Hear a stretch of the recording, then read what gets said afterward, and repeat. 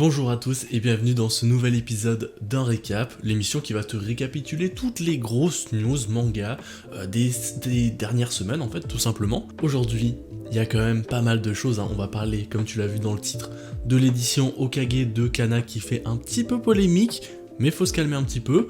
On va aussi parler de nouveaux titres intéressants chez Mangetsu. On va aussi parler d'un nouveau projet Full Metal Alchemist qui est plutôt mystérieux. Et on va en savoir plus aussi sur l'édition collector du tome de Berserk, le tome 41 qui débarque en juillet. Allez, sans transition, on démarre tout de suite avec les nouveaux mangas annoncés chez Mangetsu. Mangetsu, je vous le dis, j'aime beaucoup cette maison d'édition, donc je suis un petit peu biaisé, donc attendez-vous à ce que j'en fasse souvent des éloges. Ils ont annoncé 2 titres qui sortiront en 2023, c'est dans longtemps. Ça va être Mighty Mothers et Golden Guy. Je vous laisse regarder la vidéo si vous voulez en savoir plus sur les 2 mangas. Mais chose intéressante, c'est que pour Golden Guy, c'est un Furio, et quand on dit Furio et YouTube, on pense tout de suite à Luchisco, et Luchisco sera chargé de la DA de Golden Guy, donc c'est plutôt cool. Un fan hardcore de Furio qui s'occupe d'une nouvelle édition, enfin d'un nouveau titre qui va débarquer chez nous, un nouveau Furio. Je trouve ça trop cool en plus, vraiment trop bien. C'est pas la première fois qu'il fait un taf de DA, donc de direction artistique sur une œuvre. Il a aussi fait avec Akata pour le titre Les Affamés, donc c'est lui qui se charge du logo, du placement des choses, enfin bref. Je vous conseille fortement d'aller le suivre sur YouTube ou sur Twitter pour voir l'avancement, parce que c'est des genres de projets qui sont vachement intéressants à suivre, donc voilà, je vous invite à aller le follow. Allez, on parle encore de Mangetsu. Ils ont dévoilé la jaquette du prochain titre qui sortira de Junji Ito, Frankenstein. C'est un titre que je connaissais pas du tout, je savais pas que ça existait. Je l'ai vu en regardant leur émission en live, et comme vous pouvez le voir, oh mais mince, je suis en train de cacher le truc, désolé. Là ça devrait être un petit peu mieux. Donc une très belle cover, vraiment. La collection de Junji Ito chez Mangetsu, je la trouve exceptionnel, c'est vraiment stylé, et ouais, j'ai trop hâte de me le procurer. Voilà, moi je vous conseille vraiment d'aller suivre la chaîne Mangetsu aussi sur YouTube. Il y a souvent de très bons trucs, on apprend beaucoup d'inside par rapport à à tout ce qui est édition et tout ça, donc ouais, si t'aimes bien tout ce qui est envers du décor et tout ça, les émissions de Mangetsu sont vraiment cool, et en plus Sullivan est plutôt cool, donc ouais, allez follow. Allez, je sais qu'en ce moment, il n'y a pas beaucoup de bonnes nouvelles, mais le Japon réouvre ses frontières dès le mois de mars 2022. Bon, pour tous les weebs et les otaku qui me regardent, c'est le moment d'aller au Japon. C'est peut-être la dernière fois qu'on aura l'occasion d'y aller, donc voilà. Moi, j'espère y aller en 2023-2024. Ce serait mon rêve d'y aller. Je suis toujours pas allé. Dis-moi en commentaire si t'es déjà allé au Japon. Dis-moi aussi tes bons plans si t'es allé au Japon. N'hésite pas, c'est dans les commentaires qu'il faut mettre. T'en ai parlé en début de vidéo, un projet Full Metal Alchemist secret, parce que oui, c'est bientôt les 20 ans de Full Metal Alchemist. Je pensais pas que c'était aussi vieux, mais oui, c'est aussi vieux. Le premier visuel donc de ce projet, c'est Scar, comme tu peux le voir, et le projet s'appelle Vengeance Scar. On n'en sait pas plus, on en saura plus le 2 mars, donc 2 jours après la publication de cette vidéo, donc reste connecté. Il y a un site qui a été créé pour l'occasion, je sais pas parler japonais, Domo no Lose Ablas Japon, donc je suis en roue libre totale. Donc voilà, je suis curieux de savoir ce que ça va être vraiment, parce que j'aime beaucoup Full Metal Alchemist, mais en même temps j'ai un petit peu peur, parce que est-ce que ce sera un live action, est-ce que... à voir, restez connectés pour en savoir plus. Allez, on va parler du plus gros sujet de la vidéo, l'édition Hokage qui arrivera chez Kana, qui reprend... qui va reprendre l'entièreté des tomes de Naruto à l'occasion des 20 ans. 20 ans de Naruto, ça se fête, hein. Il y a des personnes qui regardent cette vidéo qui ont même pas 20 ans, donc c'est pour se rendre compte quand même ça commence à vieillir Naruto. Bref, on se recadre, l'édition Hokage, ils l'ont dévoilé, la fresque. Ça fait très polémique, beaucoup de gens déçus, beaucoup de gens étaient un peu choqués. Moi je dois avouer que la fresque, c'est pas vraiment ça qui me choque, moi c'est plus les couvertures. J'aurais aimé avoir des couvertures un peu plus récentes. Mais Kana a, on va dire, nous a donné beaucoup plus d'informations. Ils ont fait un blog exprès pour en parler tout simplement. Et dans ce blog, il nous dévoile plusieurs choses. D'ailleurs, donc pour éviter que tu le lises, je vais te synthétiser tout ça, pardon. Il ils ont annoncé que le projet a pris plus d'1 an au moins entre la Szechuan et Kana pour faire valider la fresque et tout ça. Ça a pris quand même beaucoup de temps parce que oui, c'est pas Kana qui est en roue libre, hein. Il faut demander au mangaka, donc Masashi Kishimoto, pardon, et la Szechuan, l'éditeur japonais, si tout est ok. Donc ça prend du temps. Ils ont aussi précisé que sur les jaquettes, il y aura des effets qu'on ne peut pas voir en numérique, des effets tels que des vernis sélectifs. Il y aura aussi un papier d'une excellente qualité apparemment.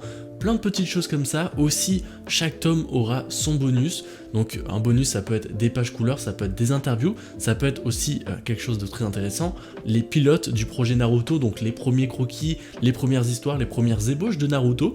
Donc je pense qu'on critique beaucoup l'apparence du projet, mais il y a quand même pas mal de choses à en tirer, pas mal de choses en plus que des jaquettes.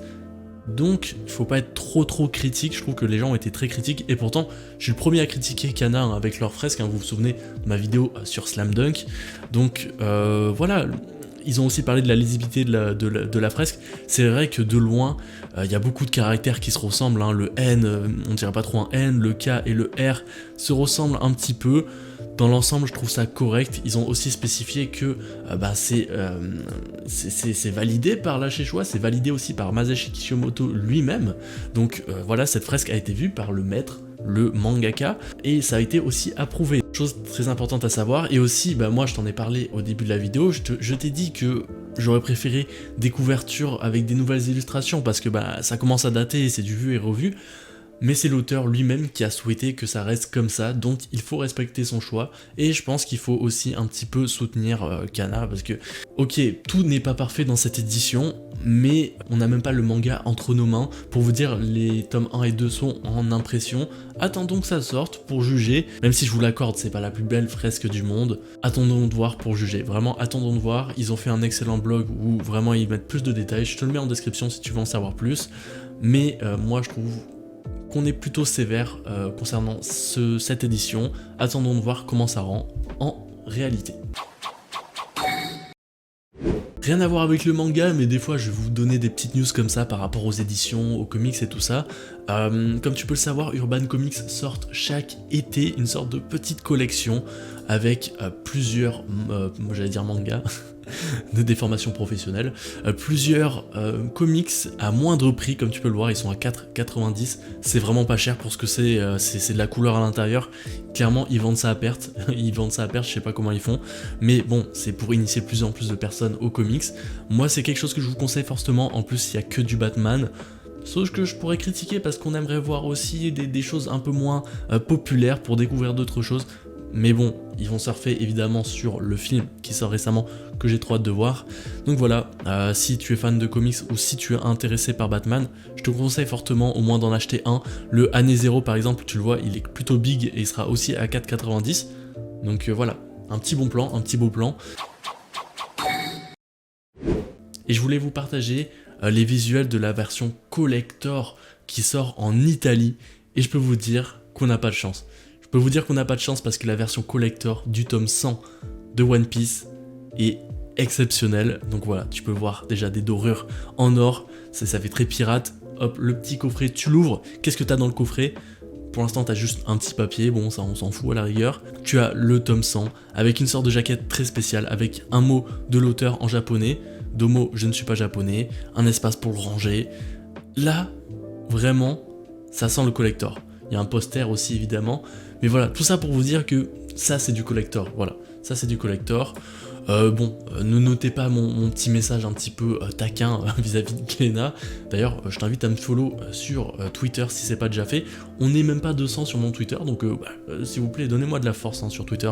Ce serait cool. Souvent, je vais avoir besoin de vos forces sur Twitter, donc posez pas de questions, abonnez-vous à mon Twitter. En tout cas, j'hésite à commander la version italienne du tome 100 parce qu'elle est très très belle.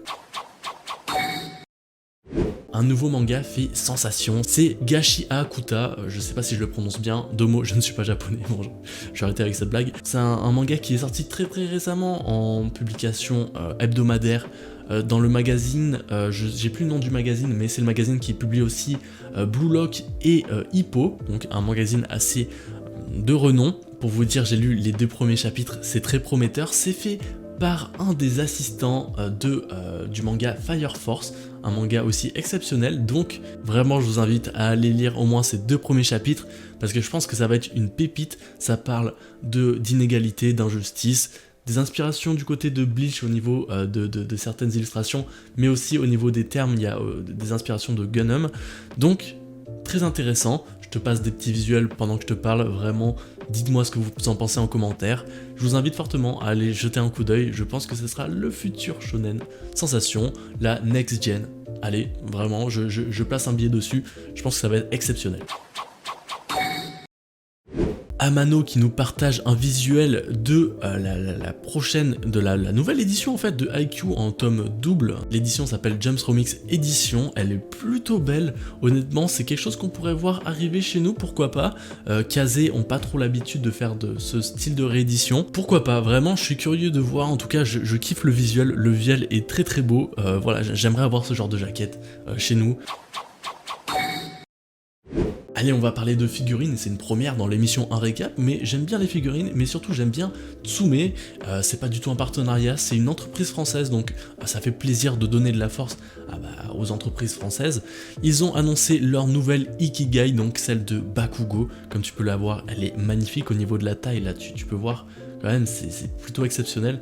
J'adore l'effet de l'explosion, vraiment c'est magnifique l'explosion au niveau de comment ça s'appelle, de la base là, regardez-moi comment c'est trop beau. Il y a aussi celle de Izuku que je trouve un petit peu moins exceptionnelle par rapport à celle de Bakugo, parce que celle de Bakugo est vraiment bien et qu'elle a des effets de dingue. Regardez-moi la taille de la figurine, c'est trop bien, j'aime bien le format des Ikigai de Tsume, ils font vraiment des trucs intéressants. Pour vous dire, j'ai commandé une Ikigai, essayez de deviner en commentaire quelle Ikigai j'aurais pu commander parmi leur collection. Elle arrive bientôt, j'ai hâte de vous la montrer, vraiment, j'ai trop hâte de la recevoir, je vais faire des petits trucs en plus autour, bref, ça va être trop bien. Voilà, donc bon, au niveau des prix, c'est quand même très cher, hein, on est sur du gros budget, 332,48 € pour les 2 figurines, c'est un petit budget, mais honnêtement, c'est de la qualité. Allez, petite news animée, Nier Automata, donc à la base, oui, c'est un jeu vidéo, mais ça a été aussi annoncé en animé, donc l'animé Nier Automata arrivera prochainement, on va avoir plus d'informations j'imagine bientôt. Apparemment le jeu est incroyable, j'ai vu beaucoup de hype autour de ça, moi je vous avoue j'ai jamais touché un Nier Automata, mais par contre quand j'ai vu on va dire toute la passion que ça a déchaîné, je me suis dit pourquoi pas m'intéresser à ce jeu. Donc si tu as déjà joué à Nier Automata, allez, un petit peu, je vous demande beaucoup d'écrire en commentaire, mais ça me donne de la force, mais aussi parce que je suis curieux d'avoir vos retours. Mais ouais, si t'as déjà joué à Nier Automata, je t'invite à me dire pourquoi il faudrait y jouer, ou si c'est bien, ou s'il faut l'éviter. Donc voilà, en commentaire, dis-moi ça. Et on finit sans transition avec la dernière news, et je peux vous dire c'est une grosse news.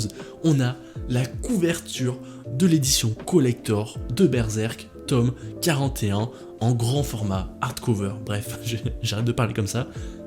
C'est trop beau, c'est vraiment dans les tons de la série, je trouve, contrairement par exemple à l'édition Hokage de Naruto où les couleurs correspondent pas trop à l'univers de la série, là je trouve qu'on est vraiment dans l'univers de la série. Là c'est un collector, je les ai un petit peu chambrés avec le One Piece tome 100 Glénat juste avant, mais là faut le dire, ils ont l'air de faire un boulot monstrueux. Je dis ils ont l'air parce qu'on a toujours pas le tome entre nos mains. Donc c'est un grand format comme tu peux le savoir, hardcover, soft touch. Je sais pas trop ce que ça veut dire, mais je pense que c'est au niveau du toucher, ce sera plutôt pas verni, mais peut-être un peu plus soft, je pense. Verni, relief et sélectif, hein, ça commence à être la norme quand on parle de tome collector. Il y aura des pages en couleur, un ex-libris représentant l'illustration normale du tome 41, et la plaque métallique aussi. On a les dimensions, et on les avait déjà, mais on n'a toujours pas le visuel, on sait toujours pas à quoi ça ressemble. Plus d'infos prochainement, j'imagine que c'est en travaux. Aussi, ils ont dit que ça sortira le 6 juillet 2022, et j'ai bien aimé ce petit message. Ils invitent aussi à contacter vos libraires pour précommander.